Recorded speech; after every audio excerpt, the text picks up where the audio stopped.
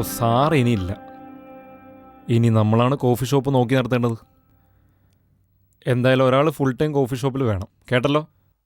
എന്തിനാ റോയിച്ചൻ എൻ്റെ മുഖത്ത് നോക്കി പറയണേ? പിന്നെ നിന്നോട് പറയേണ്ട കാര്യം നിന്റെ മുഖത്ത് നോക്കി അല്ലാതെ ഇവളുടെ മുഖത്ത് നോക്കി പറയണോ? എന്തിനാ എൻ്റെ മുഖത്ത് നോക്കി പറയണേ? കോഫി ഷോപ്പിൽ മുഴുവൻ സമയം നിൽക്കുന്ന ആളുടെ മുഖത്ത് നോക്കി പറഞ്ഞപ്പോൾ അതാണല്ലോ നീയാണല്ലോ ഇനി മുതൽ കോഫി ഷോപ്പിൽ നിൽക്കാൻ പോകുന്നത്. പിന്നെ ഞാനങ്ങൂല്ല, ഞാൻ നിന്നാ ശരിയാകത്തില്ല റോയിച്ച. അല്ല, ഇവനെ ഏൽപ്പിക്കണോ? ഷോപ്പിലുള്ള എല്ലാ ഗേൾസിനും ഇവൻ ഫ്രീ ആയിട്ട് സർവീസും ചെയ്യും, അതോടെ പൂട്ടേണ്ടിയും വരും. അതെ, അങ്ങനെ എങ്ങാനും സംഭവിച്ചെന്ന് ഞാൻ അറിഞ്ഞ നിന്റെ കാര്യം പോക്കാം. പറയുന്നത് ഞാനാ. പപ്പയും അമ്മയും പോലും ഇതിനെക്കുറിച്ച് എന്നോട് ചോദിക്കില്ല, അറിയാലോ? ആ ഒരൊറ്റ കാര്യത്തിലാണല്ലോ റോയിച്ച എന്നെയായിട്ട് ഇവിടെ ഇങ്ങനെ പിടിപ്പിക്കുന്നത്. എടാ ടോണി, നീ ഇങ്ങനെ എടുക്കലേ? നിന്റെയും കൂടെ ആണല്ലോ ഈ കോഫി ഷോപ്പ്. അതാ ഇപ്പം എൻ്റെ ഏറ്റവും വലിയ പ്രശ്നം.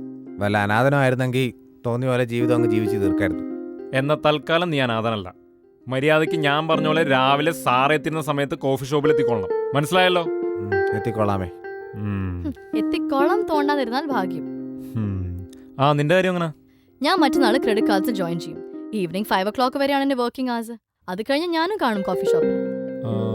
പിന്നെ ആനന്ദിന് ഓഡീഷനും ക്ലാസ്സില്ലാത്ത സമയത്ത് അവനും കാണും കോഫി ഷോപ്പിൽ, പോരെ? അല്ല, ഞങ്ങളെയൊക്കെ ഇങ്ങനെ ഓരോ പണി ഏൽപ്പിച്ചിട്ട് റോയിച്ചൻ എന്തിനാ ഇങ്ങനെ മാറിയിക്കണേ? റോയിച്ചൻ എന്താ പണി? നിന്റെ അടുത്ത് ഞാൻ പല പ്രാവശ്യം പറഞ്ഞിട്ടുണ്ട് എന്റെ കാര്യത്തിൽ കൂടുതൽ ഇടപെടണ്ടെന്ന്. റോയിച്ചൻ വിഷമിക്കണ്ട, ടോണി നിന്നോളും. ഇനി മുതൽ സാറുടെ സ്ഥാനത്ത് ഞാനും കാണും, അല്ലടാ ടോണി? വേണ്ട, അവനവൻ്റെ സ്ഥാനത്ത് നിന്നാ മതി, ഇങ്ങോട്ട് കയറണ്ട. അല്ല, അവനെവിടെ ആനന്ദ്? അവൻ രാവിലെ ഏതാണ്ട് ഓഡിഷൻ ഉണ്ടെന്ന് പറഞ്ഞ് പോകുന്നുണ്ടായിരുന്നു. ഇനി വൈകുന്നേരം ആ ചാൻസ് പോയിന്റെ വിഷമം കേൾക്കേണ്ടി വരുമല്ലോ ഈശ്വരാ. ടോണി, എന്നാ വേഗം റെഡി ആയിക്കോ, ഞാനൊന്ന് ഫ്രഷ് ആയിട്ട് വരാം. അങ്ങനെ നിന്റെ കാര്യത്തിൽ ഒരു തീരുമാനമായി. എന്ത് തീരുമാനമാൻ? നീ നോക്കിക്കോ, റോയിച്ചൻ ഒരാഴ്ചക്കകം എന്നെ കോഫി ഷോപ്പിൽ നിന്ന് കഴുത്തിന് പിടിച്ച് പുറത്തു കളി. അത് മോൻ സ്വപ്നത്തിൽ പോലും കരുതണ്ട. നീ ഇത് പ്ലാൻ ചെയ്യുന്നതിന് മുമ്പേ റോയിച്ചൻ എന്നോട് പറഞ്ഞതാ. എന്ത്? നീ ഈ കോഫി ഷോപ്പിൽ എത്ര കാലം ഉഴപ്പുന്നു അത്രയും കാലം നിന്നെ പിടിച്ചിടുമെന്നും, മറിച്ച് നീ നന്നായിട്ട് പെർഫോം ചെയ്ത് കഴിഞ്ഞാൽ നിന്റെ ഇഷ്ടത്തിന് വിട്ടുകൊടുക്കുമെന്നാണ് റോയിച്ചനോട് പറഞ്ഞിരിക്കുന്നത്. ഇനി പറ, എന്താണ് നിന്റെ തീരുമാനം? അപ്പോ കുറച്ചു കാലം മര്യാദക്ക് നിൽക്കാല്ലേ? എന്താടാ ഓഡിഷൻ സക്സസ് ആയടാ, ചാൻസ് കിട്ടി, നാളെ ഷൂട്ടാ. ഏതാടാ, സിനിമയോ സീരിയലോ? രണ്ടുമല്ല, സിനിമയിൽ അഭിനയിച്ച മറ്റുള്ളവരുടെ സീനൊക്കെ ഇടയിൽ കയറി വന്ന് പ്രേക്ഷകർക്ക് ഫുൾ ടൈം എന്നെ കാണാൻ പറ്റൂല. ഇതാ അവർക്കൊരു അവസരം. എന്താ വല്ല ആങ്കറിംഗ് മറ്റോ ആണോ? Tele brand show.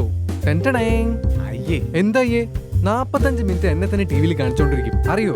അപ്പൊ നിനക്ക് പ്രേക്ഷകരെ വെറുപ്പിക്കാൻ ആവശ്യത്തിന് സമയമുണ്ട്. എടാ, ആരെങ്കിലും ടെലിബ്രാൻഡ് ഷോ കാണുവാടാ? എന്റെ പരസ്യ ലോകം മുഴുവൻ കണ്ടതല്ലേ, അതുപോലെ ഇതും കണ്ടോളും. എന്നാലും ഇത്രയും സമയം നിന്നെ കണ്ടോണ്ടിരിക്കാന്ന് വെച്ചാല് കുറച്ച് കഷ്ടം തന്നെ. അല്ല, ഏതാ പ്രൊഡക്റ്റ്? സുബേർ ബഞ്ചി. അതെന്തോ സാധനം? ഒരു തരം ഏലസ, ഏതാണ്ട് 8999 രൂപ വരും. അതുകൊണ്ടെന്താ ഗുണം? ഞാൻ ഡയലോഗ് പഠിച്ചിട്ടില്ല, ഒരുപാട് ഗുണങ്ങളുണ്ട്. ഉദാഹരണത്തിന്, ഒരാൾ നമ്മളെ തല്ലാൻ വരാന്ന് വിചാരിച്ചോ, അയാൾ നമ്മളുടെ അടുത്ത് വരുമ്പോഴത്തേക്കും അയാൾക്ക് നമ്മളോട് ഭയങ്കര സ്നേഹമായിരിക്കും. പിന്നെ പണത്തിന്റെ ആകർഷണം, അങ്ങനെ ഒരുപാട് ഗുണങ്ങളുണ്ട്. എന്തായാലും സൂപ്പർ പഞ്ച് ഡയലോഗ്സാ. അത് മതി, സംഭവം നടന്നില്ലെങ്കിലും സൂപ്പർ ഡയലോഗ്സ് ആയിരുന്നാ മതി. താങ്ക്സ് ഡാ, നിങ്ങൾ പ്രാർത്ഥിക്കണേ. തീർച്ചയായും. കർത്താവേ, ഇവനിനി ആ പ്രോഡക്റ്റ് പ്രൊമോട്ട് ചെയ്യുന്നതിന്റെ പേരിൽ നാട്ടുകാരിവിടെ കയറി തല്ലാണ്ടിരുന്നാ മതിയായിരുന്നു. എന്താ എന്റെ പേര്? സുബേർ ബജി. സുബേർ ബജി.